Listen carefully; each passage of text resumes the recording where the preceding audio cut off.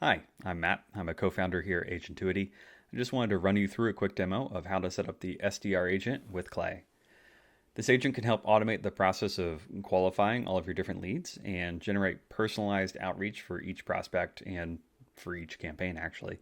Um, by doing it this way, we can add a lot of flexibility that might be hard using the built-in Clay enrichment tools or get pretty expensive if we were to be using a third-party service. I know that the project README might look a little bit daunting, but after you get past the repetitive parts, you'll see that it's actually pretty simple. So first, let's take a look at the Agentuity project code. We've got two agents in here. One is for the fit analysis, and one is for the email generation. The fit analysis agent takes in any information you want to pass about a company: name, description, industry, etc. You can even pass URLs for the company website or LinkedIn, and the agent will go fetch some additional info from those sources. For both of these agents, you'll see we have a welcome function, which I'll show off later, but we can ignore that for now. Next, we've just got our standard Agentuity request handler. And the first step of this agent is to determine if the company is a good fit for the product that we're offering. We've got a really long prompt down here that's just telling the agent what its task is and giving it context about what we're looking for in a prospect. We're using the GPT-4o mini model here with the web access tool, again, to be able to go out to LinkedIn or the company's website. And then, yeah, it's just running through the prompt and we'll get the response back, analyze it. And if the company is a good fit, then we'll move on to the next step, which is to determine the best messaging angle and the focus points. Again, another long prompt, customize as you see fit. But this is where we describe our output schema, which dictates the response that we want back from the agent. And finally, at the end of this, we're just going to return our response out. So now we can start hooking this agent up to Clay. We're going to start by going into Agentuity, finding the agent, and going to the I/O section. And here we're going to add a new API I/O.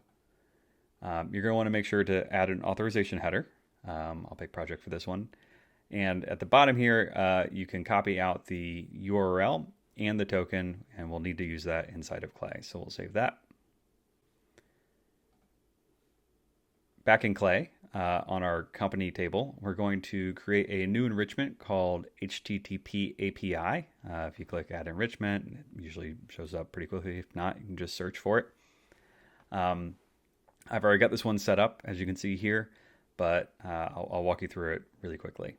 So essentially what we're doing is we're copying the details from the API I/O that we just set up, and we're mapping them over into the Clay HTTP request. We want to post to our agent's API URL. We'll skip the body for a second here. And then what we're going to do is we're going to add our headers. So it's going to be our content type and then our authorization information.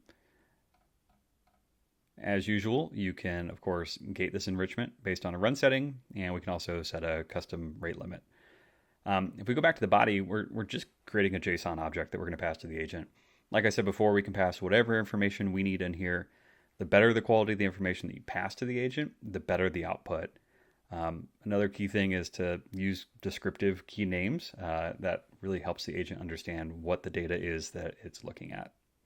So after you go ahead and save this, you run it on a row. Now you can start actually using the output. The easiest thing to do is just click on the response, and you'll see here that you got all of your different keys that are coming back. And so you can just click Add as column. It'll add a new column, name it whatever you want, and we can use this information for later.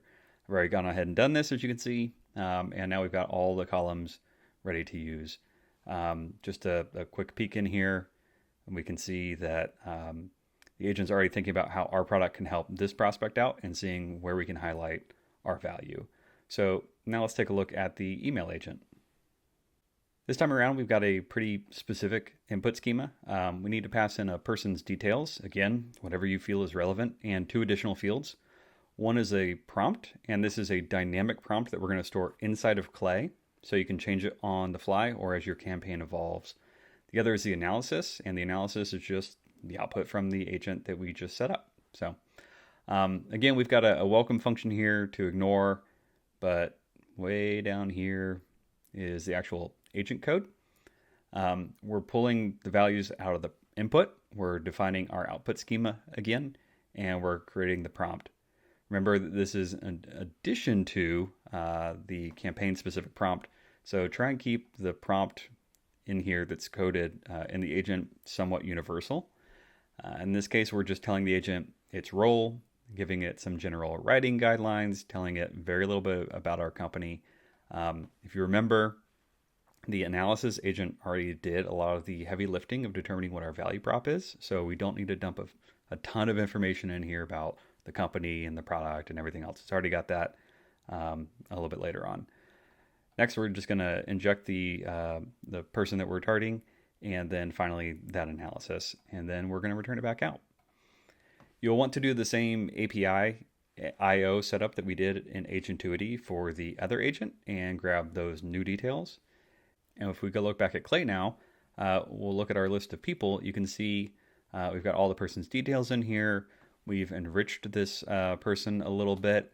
In this case, we're getting their role summary from their LinkedIn profile to help us really target our messaging to this specific person. We then pull in the analysis from the company table from our other agent. And we're adding the new dynamic prompt column.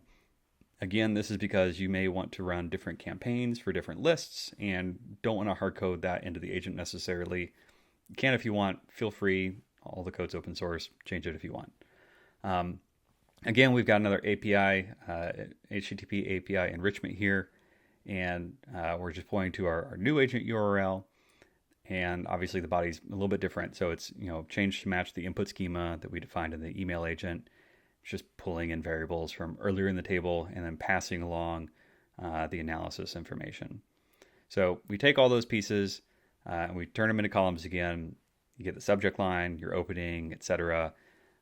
All these great parts of the email. And now we're ready to further on the workflow, send that to whatever email sending platform it is you're using. So now I want to give a quick demo of the agent in dev mode, and I'll show you where those welcome functions come into play. I've run Agentuity dev in a terminal off screen, and the app is now connected to my locally running agent. In those welcome functions, I've got some example payloads, which show up here. You've got your analysis agent or your email agent. Again, different payloads for each of them, so you can test this stuff out.